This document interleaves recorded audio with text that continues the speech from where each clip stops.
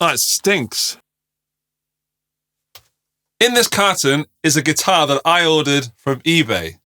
And in this video, I'm going to unbox it, see what it is exactly that I've bought, and see if it's legal. Oh, and another reason for unboxing on camera, it has this gouge out of the packaging, which is a bit worrying. So hopefully the guitar's in one piece. The rest of the carton, seems absolutely fine, but I should warn you, I'm one of those people that can't touch polystyrene or cotton wool. So I know there's polystyrene here. If there's cotton wool, then the video's over. That being said, I don't know how this video is going to go. There could be an illegal guitar in here. In the auction, there's no name on the headstock, but I am slightly worried that there is a certain guitar brand's name written on there. So stick with me and we'll find out exactly what's in here and see if it works. And if it does, how does it sound? Oh, it stinks. Aha, I found a seam. If that polystyrene breaks, it's going to make my teeth stand on edge.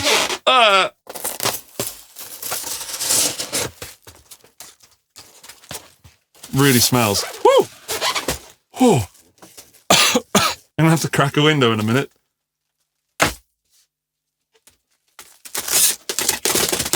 Right. From that angle, I can confirm it is, or very much likely, the guitar that I've ordered. Oh, look, there's the truss rod key, the Allen key. Oh, man. Need the knife again. This is so stinky.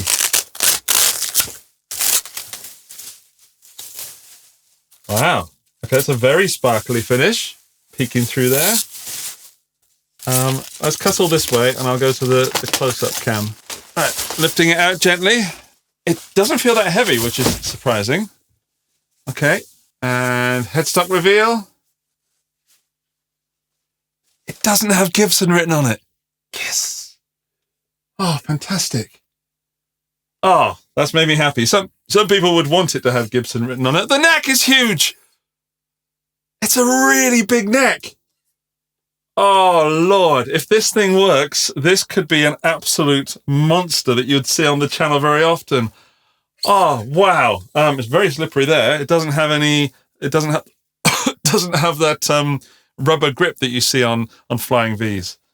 On first impressions are that this could be something halfway decent. It's not perfect. The fretwork is good. Like, that's better than some guitars I've played that are worth at least twice this. This is how you play a Flying V, by the way. Like that. It feels like it's got neck dive. I'm covered in polystyrene. It doesn't even fit on the camera, I don't think, but it's got like a sort of ebonol fretboard. It doesn't look like ebony. It looks like some sort of fibrous, like, you know, composite. The nut doesn't look too clever. Overall, I'm impressed. I'm so happy that I bought it so far. Okay, what I'm going to do is have a quick tidy up and then plug it in and see if it actually works. I'm amazed. It looks exactly as it does in the photos, and I didn't think that was going to be the case. I'm super happy. Right, let's hope it works. Tidy up time. Time to tidy up and put the things away. So this is the auction that I bought it from. It cost me €140 plus €100 shipping, and then another €6.33 to import it. So in total, I paid under €250 for this guitar. I'm not affiliated with eBay or the seller at all, but if you want to get one of these guitars for yourself, here is the QR code that I've put on my Canvas tuner for you. All you have to do is scan that with the camera app in your phone, and it should take you straight to the right page.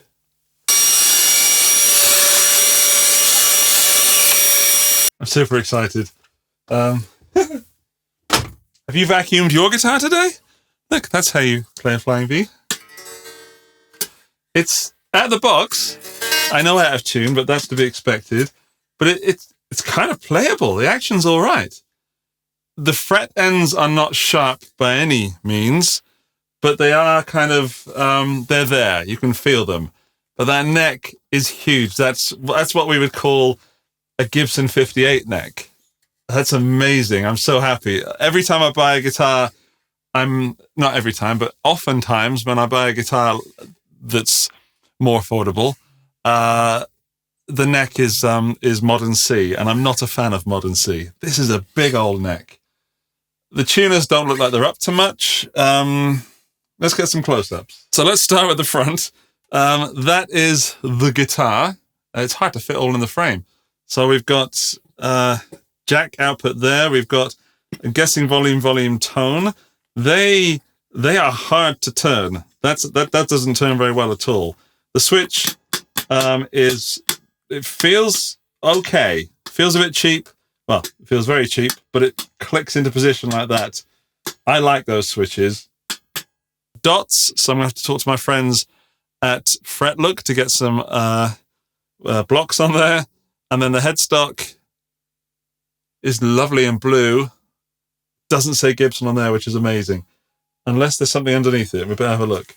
On the back, we've got the Kluson tuners, which are not Kluson. They have nothing written on them whatsoever. Then on the back is also the neck, gladly, and the body. These look like, do they look straight to you? Hang on. They look kind of straight to me. But there are some scratches on it and some damage to it that I've noticed, which I think might polish out in most cases. So I'll do close-ups for this specifically. There's a scratch there, or it could be polish compound. Not sure. It looks like a tooling mark. There is a ding just here, which is under the finish. So that's been done before that, but it doesn't really matter. 250 euros. On the back, there's a bit of, no, that's just scum. On the back, there's a few scratches. One here. Again, it's a tooling mark. Or mark, yeah, it's over the finish. And there's a couple around the body, but generally speaking, considering the price I paid for it, I cannot complain. The nut, however, looks absolutely rubbish. And the truss rod cover's not straight. The tuners look off-center to me. They don't look right to me. What do you think? That doesn't look quite right to me. I might get the ruler out at some point. But if they hold tune, who cares? And then right on the top, there's a bit of, well, that could be polished out maybe. All right, I'm going to tune it up, and it doesn't have that thing, so it's going to be slipping all over the place. I'll tune it up, and I'll say that again. I'll tune it up, and then we'll plug it in. But we'll play it unplugged first, because I like to hear an electric guitar unplugged to see what we're dealing with before we stick it through an amp. God, I feel so great. I'm going to have to do it like that. How country and western am I? Oh, strings are horrible. I mean, as to be expected, the first thing that needs to be changed on any guitar like this is the strings. So if it doesn't hold tune or just sounds naff, the first thing to change could be some strings. Some of these tuners turn easily. Some of them are super stiff. But I have some Wilkinson tuners somewhere. Right. Nut issues. It's doing nothing. It's stuck. It's loud. It's alive. It's vibrant. There's a lot of sound coming from this guitar, which before you plug it in is a great test to do if you don't do that. You should.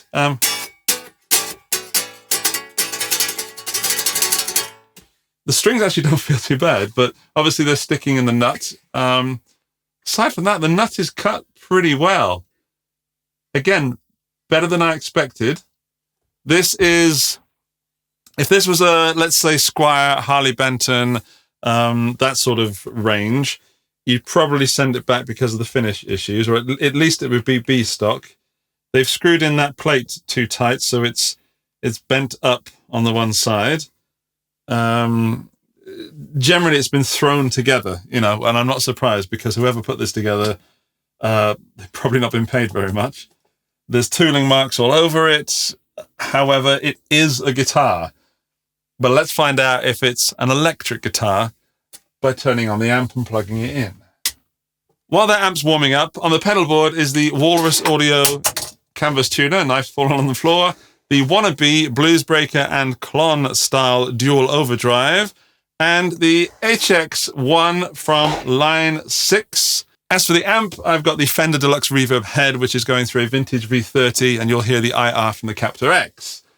That should be warmed up a bit now. I noticed we've gone down to 226 volts, by the way, on the brown box. That might be interesting to you. It works. Sounds super dark. Let's turn the Wannabee off.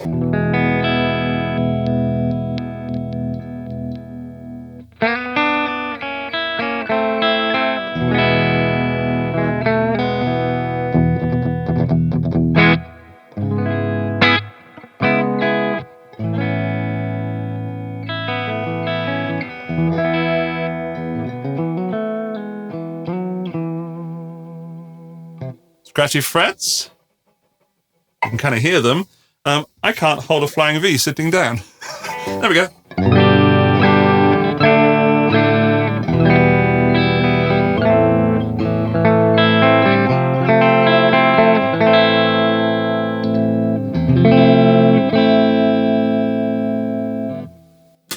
It is an electric guitar. I don't think there's much wrong with those pickups at the moment. I quite like them. There's a bit of wax on the outside, so they seem to be wax potted. Yes, that is wax. I'm going to drive it up and get some nastiness out of it.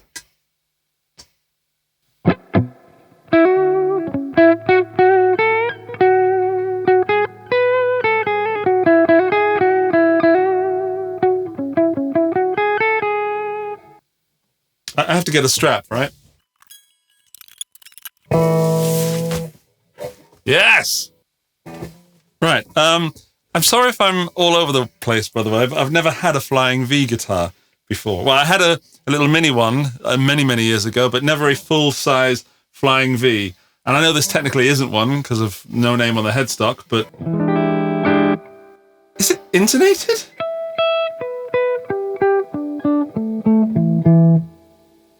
It's better intonated than some guitars that have come in at like 500 euros, 700 euros.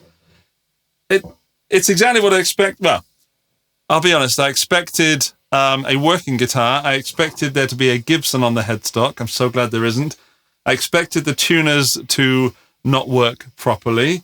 I expected the nut to be not cut so well. I expected the pickups to work but not sound good. I expected a few bumps and bruises.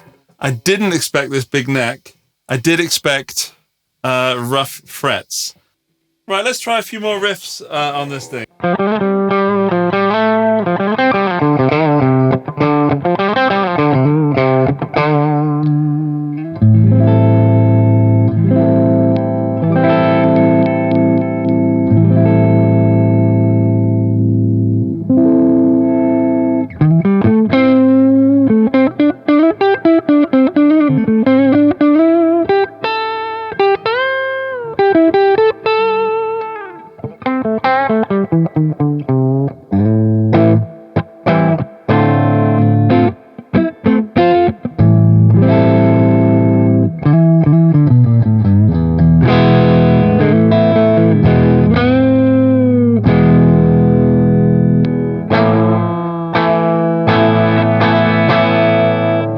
I don't think there's much output from the pickups. If I'm sitting weird, it's because I'm holding a Les Paul, a flying V.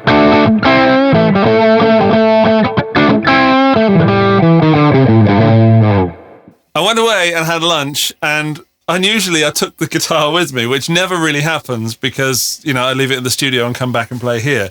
But I was walking around the house playing it, which makes me think I've probably been unfair to the guitar in the sense that I've been possibly too positive. All the things that I've said, I mean, but because it looks like this, and because it's big and it's a flying V and it's my first one, I may be a little bit too over-enthusiastic. So it's by no means a great guitar at the moment. The strings are horrible, the frets are scratchy, the nut is awful. it's sticking and the tuners don't tune properly. If you put it on that mode, on the neck pickup, you can still hear it coming through slightly. And had I paid €250 for a Harley Benton, I'd be saying this thing is scratched, I need to send it back, and it sounds awful and none of this stuff works when it should. So I'm definitely in love with the guitar, and I would be very upset if something happened to it. That being said, I'm going to come back with a part 2 because I'm going to mod this, because even though it's not a great guitar, it really could be. So I'd like you to let me know in the comments section what mods you think I should do to this. The obvious ones, of course, are the tuners for me and the nut. But what should I do down here? What would you do if this was your guitar? Let me know. And if you don't want to miss part 2 where I take this apart and look inside it and then make it better, the subscribe button is right there. Use it wisely. Okay, thank you for watching. I hope you enjoyed this half as much as I did, which would mean you're a very happy person. I will see you in the next one. Bye-bye!